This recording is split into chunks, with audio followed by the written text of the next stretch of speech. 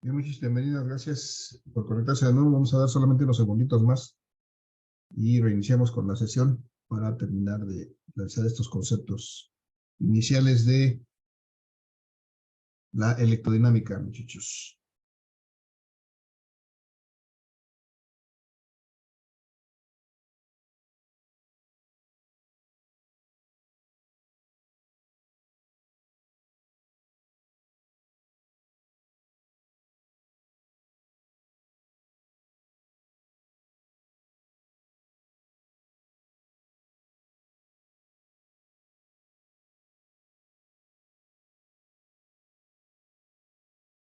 Y vamos a continuar para aprovechar el tiempo. Voy a volver a compartir mi presentación en donde estábamos trabajando hasta hace un par de minutos.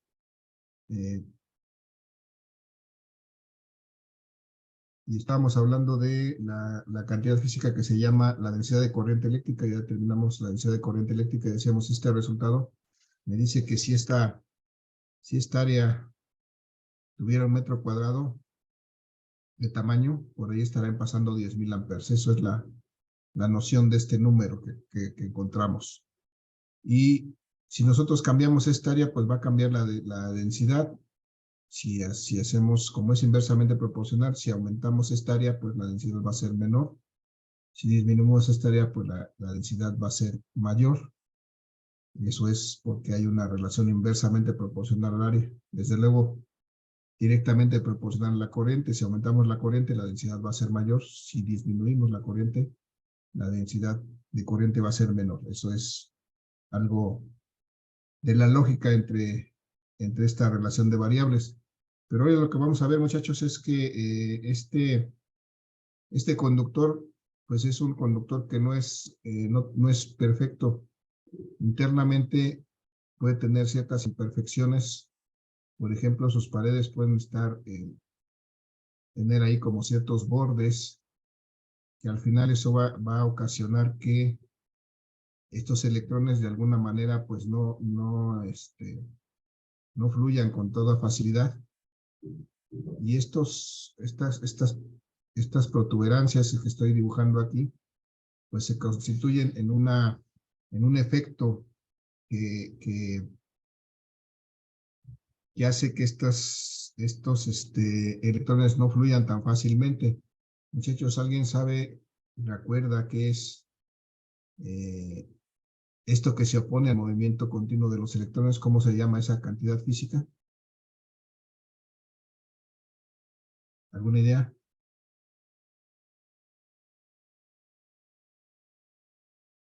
Muchachos, la propiedad que se opone al movimiento de la corriente eléctrica o de las cargas eléctricas en un conductor, ¿cómo se llama?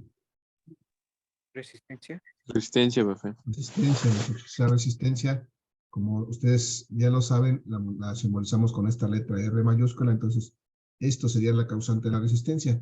Y esta resistencia pues tiene un origen, decíamos que es debida a una propiedad del material. Esta propiedad que tiene que ver con el tipo de material, con la pureza de ese material. Esa propiedad se llama la resistividad. La resistividad la representamos con una letra griega que se llama Rho, y que ya hemos usado en su curso de física 2, por ejemplo, para la densidad, en este mismo curso para la densidad superficial de carga, y ahora la vamos a utilizar para determinar o para representar la resistividad de un material, que decía esta resistividad es pues una característica propia del material. Es decir, un material, por ejemplo el acero, tiene una resistividad diferente a un material, por ejemplo el cobre, o a otro material metálico. Todos tienen diferentes resistividades, que es una característica propia del material. Entonces, resulta que esta resistencia pues va a estar determinada, esta oposición al movimiento de los electrones en este material, en este conductor eléctrico, va a estar determinada por varios parámetros. Por empezar, por esta resistividad va a ser afectada. Pero además va a ser afectada por qué tan largo sea este conductor. Entonces también entra en juego la longitud de este conductor. Voy a simbolizarla aquí. La longitud de este conductor Eso influye en qué tanta resistencia presente esto al movimiento de los electrones.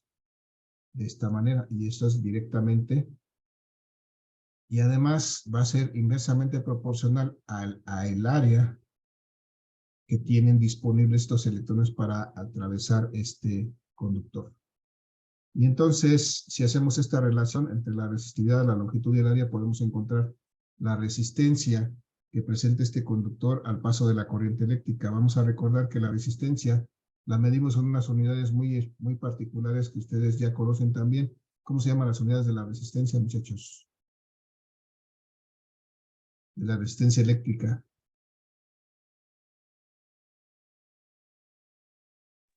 Ohms. La resistencia eléctrica en ohms.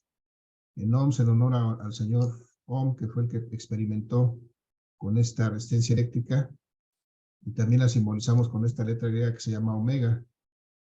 La resistividad, muchachos, es una propiedad del material que medimos en estas unidades, ohms por metro, es decir, nos dice qué tantos ohms tiene una cierta longitud del conductor o una unidad de longitud del conductor. Y si combinamos todos estos resultados, pues podemos calcular sin ningún problema la resistencia de este conductor. Vamos a hacer unas suposiciones adicionales. Vamos a suponer que este conductor tiene una longitud de 10 metros. Ya conocemos el área, ya conocemos, vamos a decir que la resistividad de este conductor sea de, por ejemplo, 2 ohms por metro. Y entonces, si tenemos todos esos datos, podemos sin ningún problema calcular la resistencia de este conductor, y esa estará dada por las características físicas de este conductor, es decir, por su resistividad, que es una propiedad del conductor, en este caso de 2 ohms por metro. La longitud de este conductor, dijimos, la suponemos en este caso en 10 metros, y el área es el área de sección transversal o el área por la que pueden pasar estos electrones que ya habíamos definido aquí en metros, es esta cantidad, en 2 por 10 a la menos 4 metros cuadrados, perdón. Es el área de sección transversal de este conductor. Y si hacemos esta relación, podemos encontrar fácilmente cuál va a ser la resistencia que presenta este conductor al paso de los electrones. Esto es 2 por 10 me va a dar 20 ohms por metro cuadrado. Y si eso lo dividimos entre 2 por 10 a la menos 4 metros cuadrados, podemos obtener la resistencia de este conductor. Es decir, la oposición, el grado de oposición de este conductor al paso de la corriente eléctrica. Muchachos, ¿cuánto es 20 entre 2? Me va a dar 10.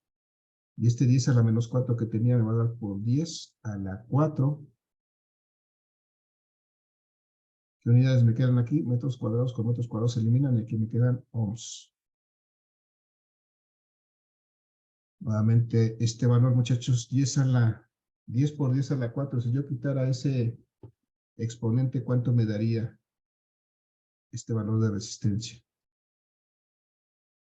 ¿Cuánto sería? 100,000. 100,000 ohms. Es un valor muy grande de resistencia, es una característica de la resistencia.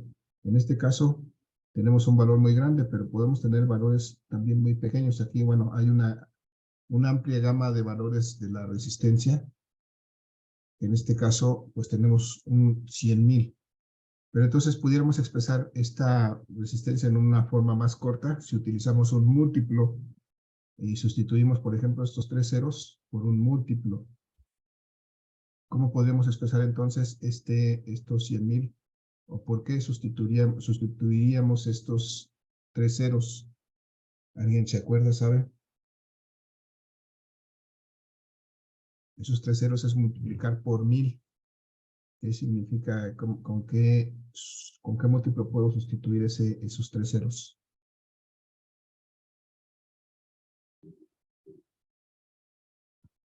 ¿Alguna idea, muchachos? 2 minutos. Si no hay idea, pueden decir no hay idea también.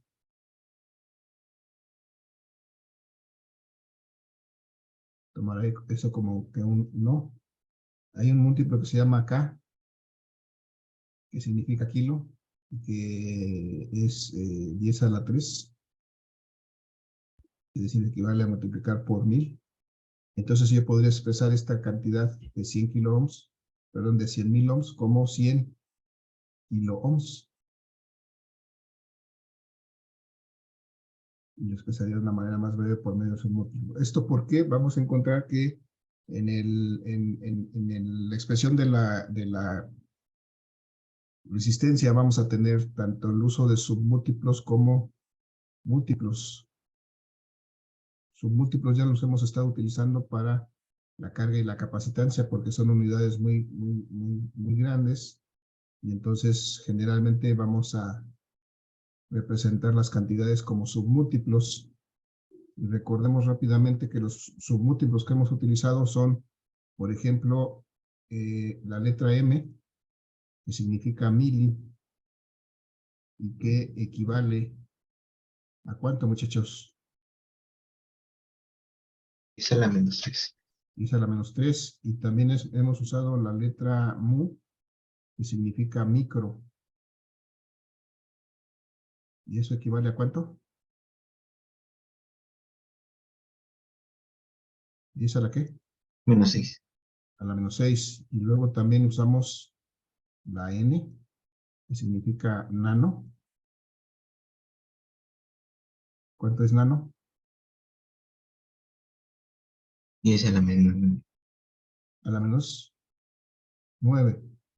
Y también usamos pico en algunos casos, que significa 10 a la menos 12. Y en este caso, como es decíamos que la resistencia tiene un valor muy amplio, una gama muy amplia de valores, que puede ir desde, ya se nos acabó el tiempo, muchachos, creo que para no afectarlos con su siguiente clase lo vamos a dejar hasta ahí, y el día de mañana continuaremos con estos múltiplos para terminar. Dejemos pendiente la asistencia, perdón, la participación para mañana la registramos, para no afectarlos con su siguiente clase. Vamos a dejarla hasta ahí. Y no olviden registrar su asistencia nada más, muchachos, por favor. Sí, maestro, gracias. Nos vemos el día de mañana. Gracias. Que tengan excelente día. Cuídense mucho. Gracias, hasta luego. Gracias, hasta luego. Hasta luego. Hasta mañana. Un aviso para todos. Gracias.